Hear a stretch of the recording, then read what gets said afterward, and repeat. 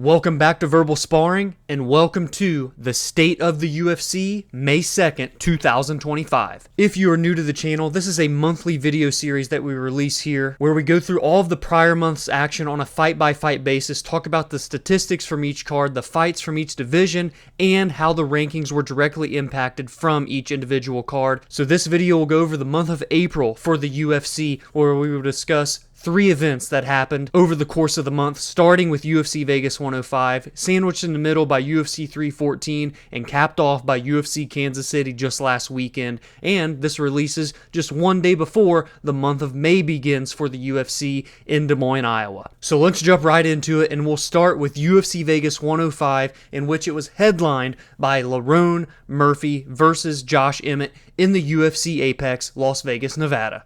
This fight card consisted of 12 fights, having 3 knockouts, just 1 submission, and 8 decisions. For the 3 knockouts, 1 was in the first round and 2 were in the second, and for the lone submission, that was in the first round as well. And of the 8 decisions, 7 of them were unanimous, with 1 split where the judges disagreed. We had 4 divisions with 2 fights and 4 divisions with 1 fight. The divisions with multiple were middleweight, featherweight, bantamweight, and strawweight, and the divisions with 1 fight were women's flyweight, men's flyweight, heavyweight, and welterweight. And in terms of how the rankings were impacted by this card, it was just in one division, and it was in the featherweight division due to the main event, as Lerone Murphy will get a decision win over Josh Emmett, remain undefeated in his professional career, and move from number 10 in the featherweight division to number 8, and Josh Emmett would go down from 8 to 10. Next up is UFC 314, headlined by the vacant championship fight in the featherweight division between Alexander Volkanovski and Diego Lopez that went down at the Kaseya Center in Miami, Florida. This card would feature 13 fights in total with 6 knockouts,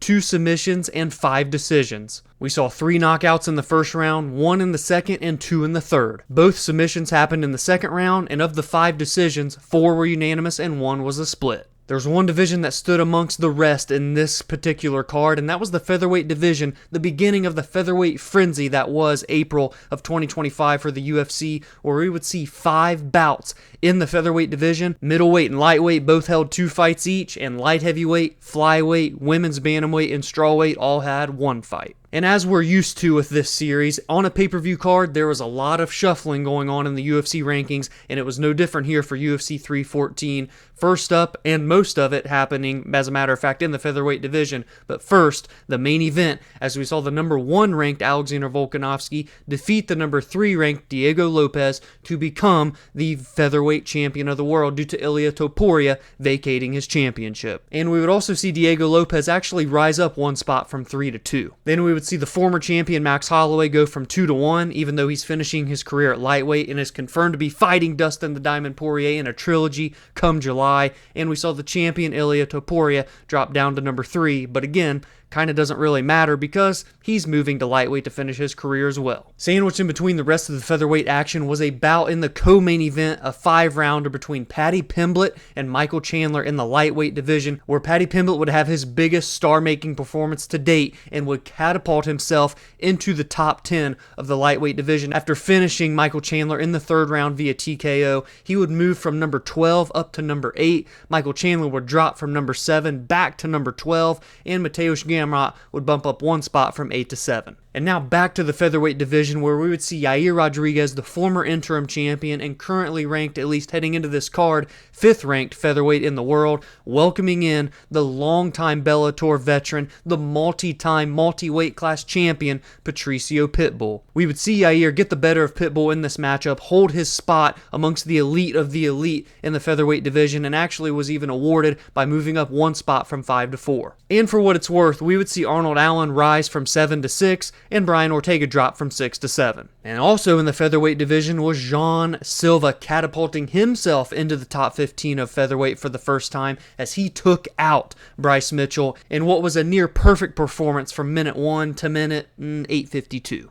where he would finish him in the second round, 352 in, via submission. Not only was Jean Silva catapult himself into the rankings, but he would rise all the way up to number 11. He would send Bryce Mitchell from 13 out of the rankings, and then Giga Chikadze would drop from 11 to 12, and Yusuf Zalal would drop from 12 to 13, but those changes didn't last long, as you'll see when we talk about UFC Kansas City. Now we go to the light heavyweight division, where the former title challenger Dominic Reyes has reignited his career. He now finds himself on a 3-fight first-round knockout win streak. This time, it was against the number 8 ranked Nikita Krylov, and it just took 2 minutes and 24 seconds. The number 11 ranked Reyes would launch back into the top 10, now sitting at number 8. He would send Nikita Krylov from number 8 to number 10, and Johnny Walker would move back from 10 to 11. And back to the featherweight division one final time, as Dan Ige would hold his top 15 spot and get a third-round finish over the surging Sean Woodson. Dan Ige would move from 15 to 14, and Calvin Kattar would drop from 14 to 15. And last but not least, in the strawweight division, we would see the number 3 ranked Virna Jandiroba extend her win streak to what I believe now is 5 in a row and beat the former title challenger Yan Xiaonan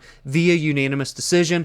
Virna would go from number 3 to number 1, Yan Xiaonan would drop from 1 to 3, and the number 5 ranked Amanda Lemos would rise from 5 to 4. And capping out the month was UFC Kansas City in Kansas City, Missouri, not to be confused with Kansas City, Kansas, as Ian Machado Gary would step in on about 25 days notice to take on Carlos Prates, who was originally scheduled to be on the aforementioned UFC 314 card with Jeff Neal. That fight would get scrapped, and they would get awarded with the main event slot at the T-Mobile Center instead. This card featured 14 fights in total, with 6 knockouts, 1 submission, and 7 decisions. 4 knockouts came in the first round, and 2 came in the second. And the lone submission would also come in the second round. And for the decisions, it's kind of a trend here, as we would see just 1 split and the rest were unanimous with 6. The featherweight division would come out on top once again in terms of the most action for a division, with 3 fights on this card. We would see 2 fights at middleweight, welterweight, and bantamweight, and then strawweight, women's bantamweight, men's flyweight, lightweight, and light heavyweight all had 1 fight apiece. For a fight night, this card actually had quite a bit of shuffling in the rankings, and we'll start in the welterweight division with that main event, as Ian Machado Gary stepped in on short notice and got the decision win over the surging Carlos Prates, and would be awarded up 1 spot in the rankings, moving from 7 to 6, and taking the spot of his soon-to-be rival, it feels like they're already rivals, Joaquin Buckley, who would drop from 6 to 7. Zhang Mingyang would spoil the retirement fight of Anthony Smith by knocking him out in the very first round of their fight, and as a result would be launched into the top 15 after just his 3rd UFC bout. He now finds himself at number 14 in the light heavyweight rankings. Anthony Smith would be removed from number 15 to unranked, as we know he retired in that fight, and we would see Alonzo Minifield, who was at number 14, drop to number 15. My man David Onama, War Onama, extended his win streak to 4 in a row and is now in the featherweight top 15, as he got a unanimous decision over Giga Chikadze, who was number 12 heading into the bout. David would rise from unranked to number 14. Giga Chikadze would drop from number 12 out of the top 15. Yusuf Zalal would get his number 12 spot back, going from 13 to 12, and Dan Ige would get an additional bump up from 14 to 13. In the middleweight division, Abus Magomedov won his 3rd straight fight by defeating the number 14 ranked Michel Pereira via unanimous decision. Abus now finds himself capping out the top 15 at middleweight at number 15.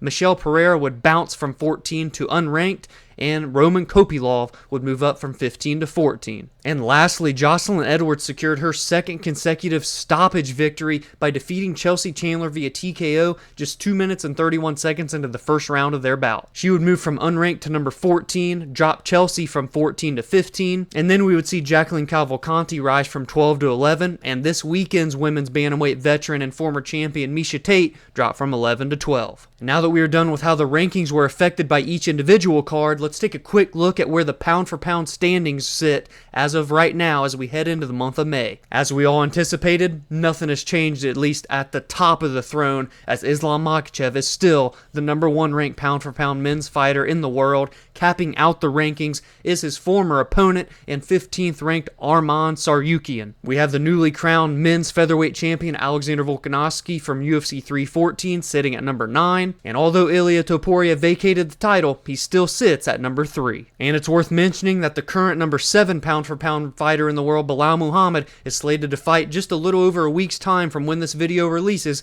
as he will be defending his title for the first time against Jack Della Maddalena in the main event of UFC 315 in Montreal, Quebec, Canada. And for the women's pound-for-pound rankings, it still is the number 1 ranked Valentina Shevchenko with the number 2 ranked Zhang Weili right on her heels. Capping out the rankings is the number 15 Macy Barber, who is slated to have a main event at the end of May, the final event of the month, against Erin Blanchfield in a massive title implication bout, which is also pretty relevant because Valentina Shevchenko, the current number 1 ranked pound-for-pound women's fighter in the world, is also defending her title on the same night that Belal Muhammad is in the co-main event of UFC 315, as she will be taking on the number 1 contender, Manon Fiorot, who just so happens to also be number 5 in the pound-for-pound rankings, so some big shakeups could happen as soon as next week. Now let's tally all the numbers together to get our monthly totals for April 2025 for the UFC, and over the course of these 3 cards, we saw 39 fights in total with 15 knockouts,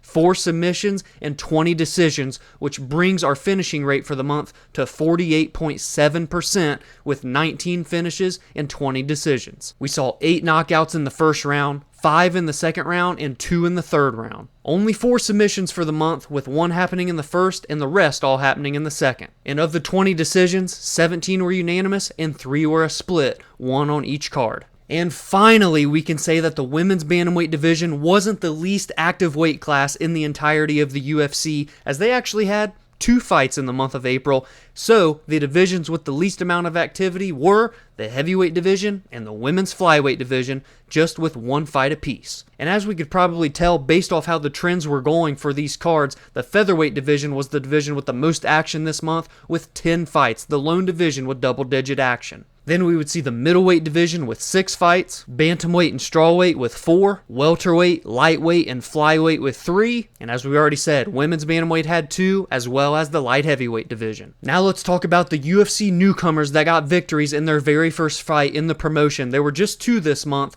One happened at UFC Vegas 105, where we would see the 3-time Dana White Contender Series alum Terez Finney finally make his long-awaited UFC debut and get a victory. Although it was one of the more lackluster fights of the entire month, he would get a decision against Robert Valentin in the middleweight division. And in a much more violent fashion at UFC Kansas City, we would see Malcolm Wellmaker get a first-round knockout over Cameron Simon. That's someone to keep your eyes on in this bantamweight weight class moving forward in the rest of 2025, potentially a newcomer of the year by the time that's all said and done. And last but not least, what can we look forward to in next month's edition of the State of the UFC? There's 5 Saturdays, 4 of them are filled with UFC action. The first one kicks off tomorrow of the day I'm releasing this video. UFC Des Moines, Iowa, the number 4 ranked Corey Sandhagen taking on the number 5 ranked former flyweight champion turned 3-1 bantamweight Davison Figueiredo. The week after that, we will see UFC 315 in Montreal, Quebec, Canada, headlined by Belal Muhammad and Jack Della Maddalena,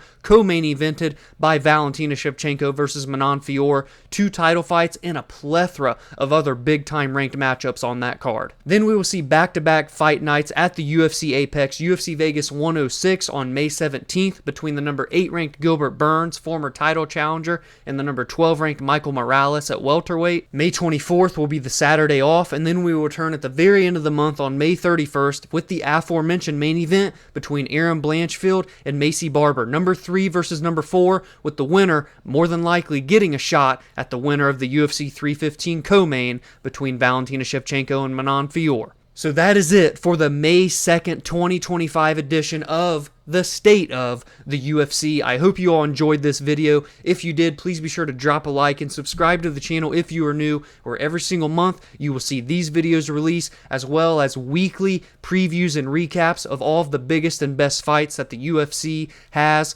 And when the time comes for the semifinals and finals of the PFL, you'll expect previews and recaps of those here as well. And I also give my thoughts and opinions on MMA news and fight announcements. You can also join the community on social media at Verbal Spar MMA on X, Instagram, and TikTok. You can follow the Facebook page Verbal Sparring MMA, and you can follow on your favorite audio listening platform where every Monday and Friday podcast episodes release on Spotify, Apple, and more. Have a great rest of your week, and I will see you all in the next video.